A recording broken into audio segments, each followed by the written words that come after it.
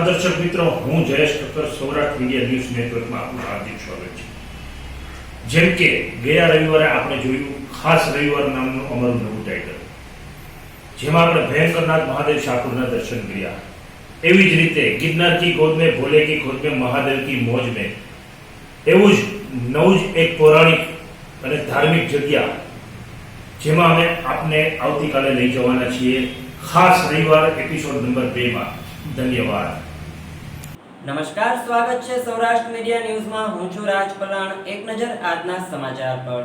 ભારતના યશસ્વી વડાપ્રધાન મંત્રી, વિશ્વના નેતા, પ્રધાન સેવક અને ગુજરાતના પનોતા પુત્ર શ્રી નરેન્દ્રભાઈ મોદીજીના જન્મદિવસ પ્રસંગે તારીખ 14 થી 20 સપ્ટેમ્બરના સેવા સપ્તાહ અંતર્ગત ગઈકાલે 18 સપ્ટેમ્બરના રોજ ભારતીય જનતા પાર્ટી વેરાવળ દ્વારા ઉકાળા વિતરણ અને માસ્ક વિતરણનો કાર્યક્રમ નટવર પાન 80 ફૂટના રોડ વેરાવળ ખાતે રાખવામાં આવ્યો હતો, જેનો બહોળી સંખ્યામાં લોકોએ લાભ લીધો હતો।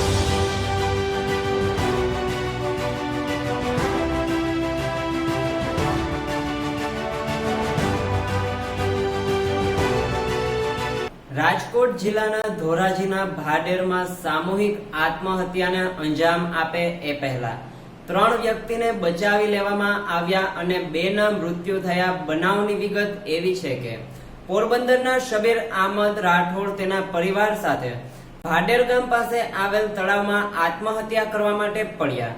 ત્યાં જ નજીકમાં ગાયો ચરાવતા લોકો તેને જોઈ જતા સ્થાનિક ગ્રામજનોને જાણ કરતા સ્થાનિક તરવૈયા દ્વારા 5 માંથી 3 લોકોને બચાવી લેવામાં આવ્યા હતા, જ્યારે 2 બાળકોના મૃત્યુ નિપજ્યા હતા અને મૃત પામનાર બંને મૃતદેહને પોસ્ટમોર્ટમ અર્થે ધોરાજીના મોટી મારળ સિવિલ હોસ્પિટલ ખાતે ખસેડવામાં આવ્યા હતા અને આ ઘટનાની જાણ પાટણવાવ પોલીસને થતા પોલીસે ઘટના સ્થળે પહોંચી બચી જનાર વ્યક્તિઓની પૂછપરછ કરતા પ્રથમ તપાસમાં જાણવા મળ્યું હતું કે આ પરિવાર પોરબંદરથી આવ્યા હતા અને આર્થિક સંક્રમણના કારણે આપઘાત કરવા મજબૂર બન્યો હતો। હાલ બચી ગયેલ લોકોને મોટી મારળ હોસ્પિટલ ખાતે સારવાર અર્થે ખસેડાયા હતા।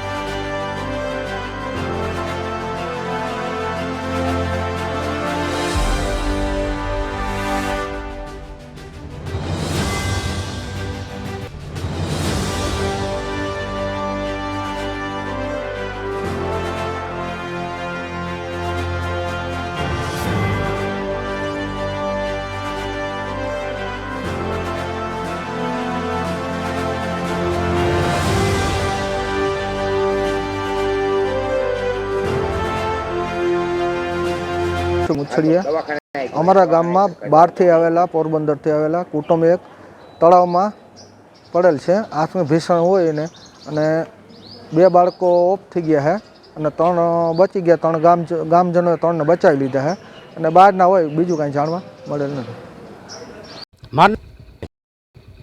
શું હતું આ ઘટનામાં? ઘટનામાં હું અહીં આગળ ગાયું સરતો હતો ને ગાયું સરતો હતો આઈકાણ હું દેખી ગયો ને એટલે મેં રાયડું પાણી બધાને ભેગા કરીને 3ને બસાવ્યા. મેરા કેટલા? હવે 2 હવે મહિરા એક જીવતાર્યું એ મને ખબર નથી. 108માં લઈ ગયા હતા રસ્તામાંથી. હવે એમાં શું થયું એ પછી મને ખબર નથી.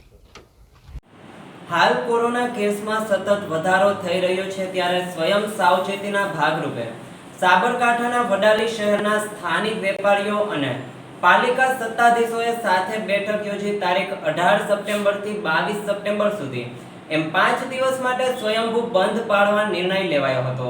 જોકે સવારના 7 વાગ્યાથી 11 વાગ્યા સુધી આવશ્યક ચીજ વસ્તુઓની સેવાઓ ચાલુ રહેશે અને બાદમાં સંપૂર્ણ લોકડાઉન રહેશે તેવો સર્વાનુમતે સ્વયંભૂ નિર્ણય લેવામાં આવ્યો હતો.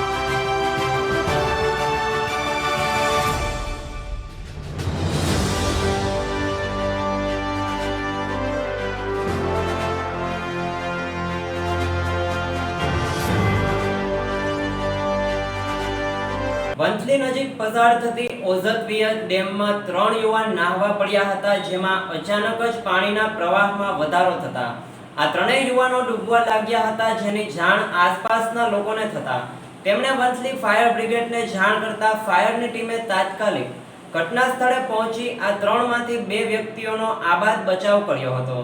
જોકે ત્રીજા યુવાનની શોધખોળ ચાલી રહી છે. આ બાબતની જાણ થતા વંથલી પોલીસ તેમજ મામલતદાર ઘટના સ્થળે પહોંચી આગળની તપાસ હાથ ધરી હતી.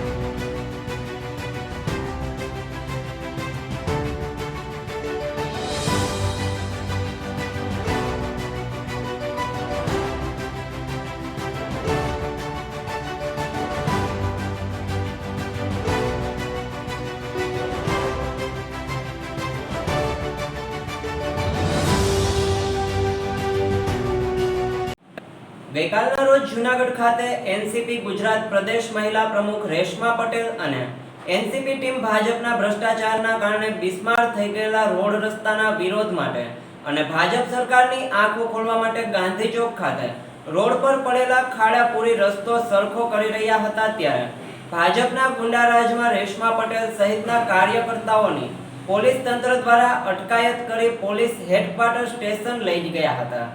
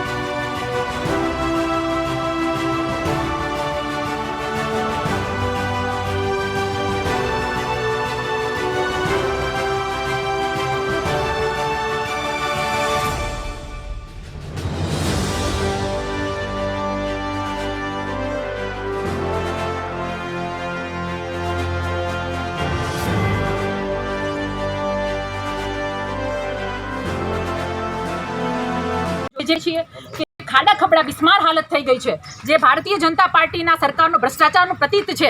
એટલા માટે આ જેમ સીટો અનામત છે એમ ખાડાઓને પણ અનામત રાખવાની જરૂર છે, મેયર માટે, કમિશનર માટે, નેતાઓ માટે, વિજયભાઈ રૂપાણી માટે. એટલા માટે આજે અમે ખુદ એનસીપી પાર્ટીએ તગારાઓ લઈ, પાવડાઓ લઈ અને માટીઓ લઈ અને અમે રોડ રસ્તા રિપેર કરવા માટે નીકળ્યા હતા. અને આ અમારો એક સંદેશ હતો સરકારશ્રીને કે આજે એનસીપી પાર્ટી સમગ્ર ગુજરાતમાં આ રીતે કાર્યક્રમ કરી રહી છે, છતાં પણ તમારી આંખો નથી ખુલતી. જનતાના ટેક્સના પૈસે જે પૈસા ઉઘરાવવામાં આવે છે ક્યાંક ને ક્યાંક ભ્રષ્ટાચારમાં ગળી જાય છે અને લોકોને રોડ રસ્તા ખાડા ભોગવવા પડે છે. ત્યારે અમારો સખત વિરોધ છે. એનસીપી ગુજરાત અને એનસીપી જિલ્લા દરેક આ વિરોધ કરશે અને આ ખાડાઓ સામે અમે જાતે જઈ અને ખાડાઓ પૂરીશું અને આ જ રીતે વિરોધ પ્રદર્શન કરીશું. પરંતુ કઠણા એક જ વસ્તુની છે કે આ ખાડાઓમાં આપણે જોઈએ છીએ કે આયે દિન ગુજરાત 3જા નંબરનું રાજ્ય બન્યું છે સમગ્ર ભારતમાં. 3જા નંબરનું રાજ્ય મૃત્યુઆંકમાં બન્યું છે કે જે ખાડા ખબડા ગટરોના કારણે મૃત્યુ પામે છે. તો આનાથી વધારે ગુજરાત મોડેલની છબી ભારતને શું બતાવી શકીએ? એટલે કહેવાતા એવા ગૌરવવંતા ગુજરાત ઉપર લાંછન લગાડતા વિજયભાઈ રૂપાણીને સત્તા ઉપર બેસવાનો કોઈ અધિકાર નથી. એને એની ખુરશી ખાલી કરી દેવી જોઈએ. COVID-19 હોય કે ખાડા ખબડા હોય કે લીલા દુકાળ જેવા ખેડૂતો પીડિત હોય, ક્યાંય પણ વિજયભાઈ રૂપાણીનું મોઢું તૂટતું નથી. એટલા માટે સમગ્ર એનસીપી ટીમે આવેદનપત્ર આપીને પણ વિજયભાઈ રૂપાણીના રાજીનામાની માંગ કરી છે અને આવી જ રીતે રોડ રસ્તા ઉપર આવી અને અમે ખાડા ખબડાનો વિરોધ કરીશું, જાતે ભરીશું અને સરકારને ચીમકી આપીએ છીએ કે જો આ ખાડા ખબડા પૂરવામાં નહીં આવે તાત્કાલિક ધોરણે તો એનસીપી સમગ્ર તંત્ર પાસે જઈ, કલેક્ટર કચેરીએ, કમિશનર કચેરીએ, મેયર પાસે જઈ અને અમે આ જ રીતે ધરણા કાર્યક્રમ પણ કરીશું અને હલ્લાબોલ પણ કરીશું ગાંધી ચિંધ્યા માર્ગે અને ભગતસિંહના માર્ગે. ગત તારીખ 17ના રોજ આપણા વડાપ્રધાન નરેન્દ્રભાઈ મોદીના જન્મદિવસ નિમિત્તે સેવા સપ્તાહ અંતર્ગત ભાજપ દ્વારા અનેકવિધ કાર્યક્રમો યોજાયા હતા. જેના અનુસંધાને વેરાવળના જિલ્લા ભાજપ કાર્યાલય ખાતે ગરીબ બાળકોને વસ્ત્ર તેમજ સ્ટ્રીમ મશીનનું અર્પણ કરવાનો એક કાર્યક્રમ યોજાયો હતો, જેમાં વેરાવળ શહેર ભારતીય જનતા પાર્ટી પરિવાર ઉપસ્થિત રહ્યો હતો.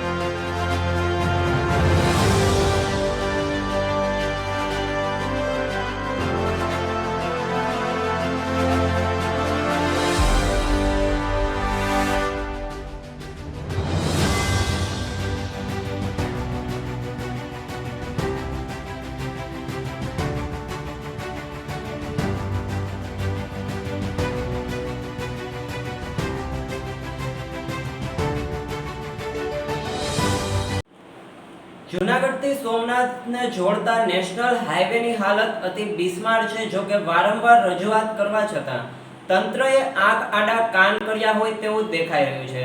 ત્યારે શુક્રવારે વેરાવળ ટ્રક એસોસિએશન દ્વારા છાત્રોડા ઓવરબ્રિજ નજીક ટોલ નાકા પાસે ટ્રક ચાલકો તેમજ અન્ય વાહન ચાલકોએ રસ્તા પર બેસી ચક્કાજામ કરી દીધો હતો અને રોડ પર બેસી ગયા હતા. આ વાતની જાણ પોલીસ તેમજ હાઈવે અધિકારીઓને થતા તેઓ સ્થળ પર દોડી ગયા હતા અને રસ્તા રિપેર કરવાની ખાતરી આપી સમગ્ર મામલો ઠારે પાડ્યો હતો અને રસ્તો ફરી ખુલ્લો મૂકવામાં આવ્યો હતો.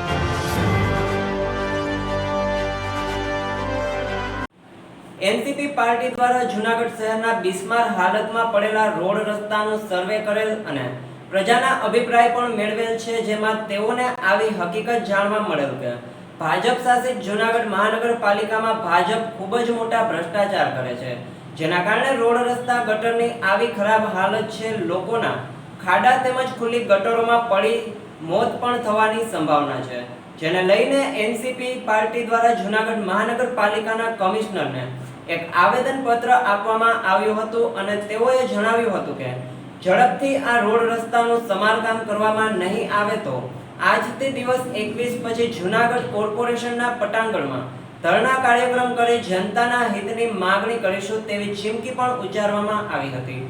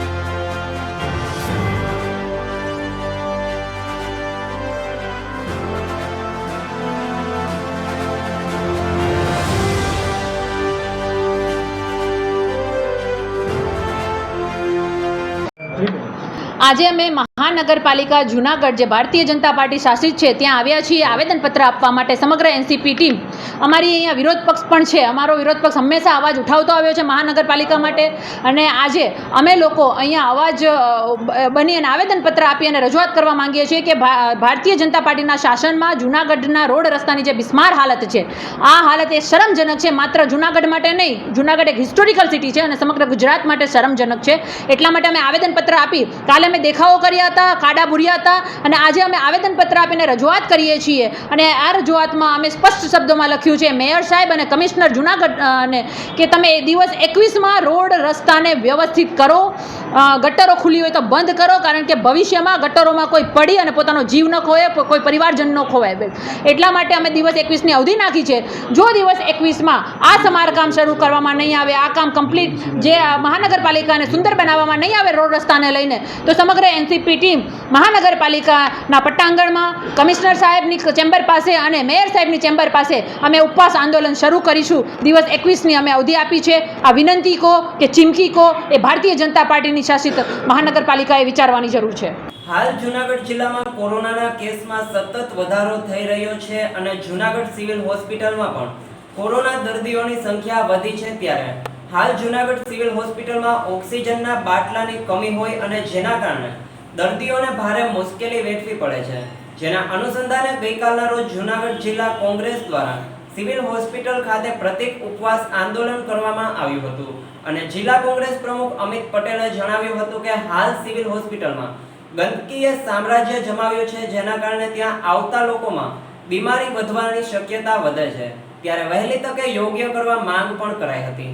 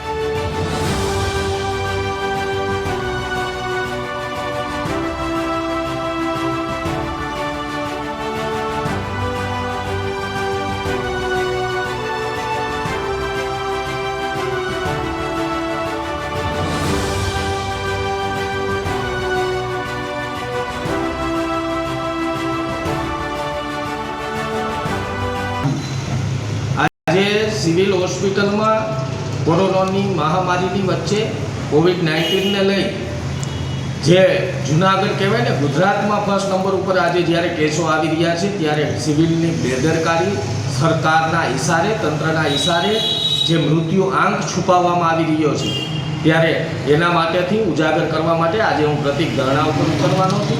અને બીજું કહેવાનું એ કે જેટલા કોવિડ-19 કોરોનાના કેસ ત્યાં દાખલ થાય છે, અમે લોકો રજિસ્ટરની કોપી પણ ત્યાંથી કઢાવી કે જે મૃત્યુ આંક મીડિયાને આપવામાં નથી આવ્યો, લોકો સુધી પહોંચાડવામાં નથી આવ્યો, એમની કોપી પુરાવાઓ સાથે અમે રજૂ કરવાના છીએ. અને જે ઓક્સિજનની કમીના હિસાબે કેટલાય લોકો એક્સપાયર થાય છે, કેટલાય લોકોની માનવ જિંદગીની સાથે જે છેડા થઈ રહ્યા છે, ત્યારે આજે પ્રતિક ધરણાનો કાર્યક્રમ આજ રોજથી ચાલુ કરીશું અને પ્રતિક ધરણા ઉપર ઉતરીશું.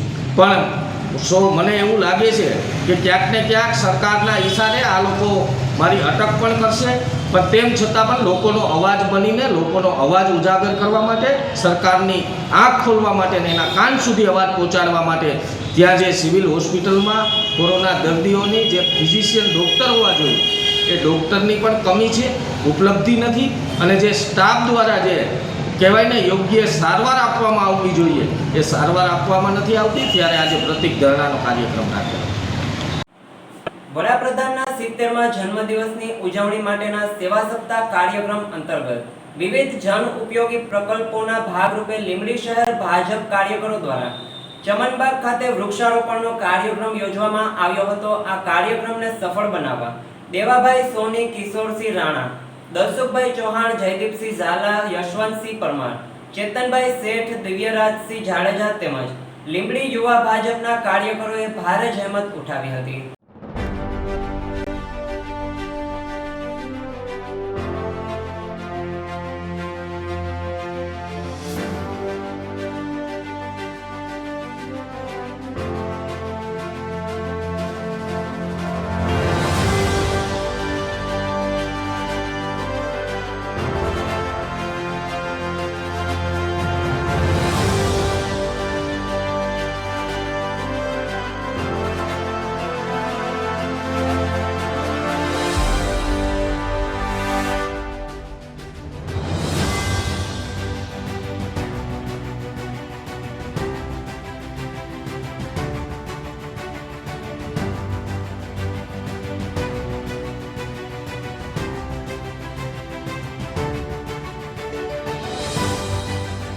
ભારત માતા જય, વંદે માતરમ. આજરોજ લીંબડી શહેર ભાજપ દ્વારા પ્રધાનમંત્રી શ્રી નરેન્દ્રભાઈ મોદીના 70મા જન્મદિવસ નિમિત્તે ભારતીય જનતા પાર્ટી દ્વારા આયોજિત સેવા સપ્તાહ અંતર્ગત લીંબડી શહેર ભાજપ દ્વારા આજરોજ વૃક્ષારોપણનો કાર્યક્રમ કરવામાં આવ્યો હતો અને 70થી વધુ પણ વૃક્ષો વાવીને વૃક્ષ લાવી અને વરસાદ વધુ આવે એ અનુસંધાનથી પ્રધાનમંત્રી શ્રી નરેન્દ્રભાઈ મોદીના આ જન્મદિવસની ઉજવણી શહેર ભાજપ દ્વારા કરવામાં આવી હતી. ભારત માતા કી જય, વંદે માતરમ. દ્વારકાના બરોડિયા ગામ નજીક નેશનલ હાઈવેના ઓવરબ્રિજ પાસે પાણી ભરેલા 25 ફૂટ જેટલા ઊંડા ખાડામાં એક વૃદ્ધ મહિલા ડૂબી જતા મોત નીપજ્યું હતું. વાતની જાણ ફાયર ટીમને કરતા ફાયરની ટીમ ઘટના સ્થળે પહોંચી 2 કલાકની ભારે જહેમત બાદ આ વૃદ્ધાના મૃતદેહને શોધી કાઢ્યો હતો અને આ મૃતદેહને પોસ્ટમોર્ટમ માટે હોસ્પિટલ લઈ જવાયો હતો. આ અંગે પોલીસે વધુ તપાસ હાથ ધરી છે.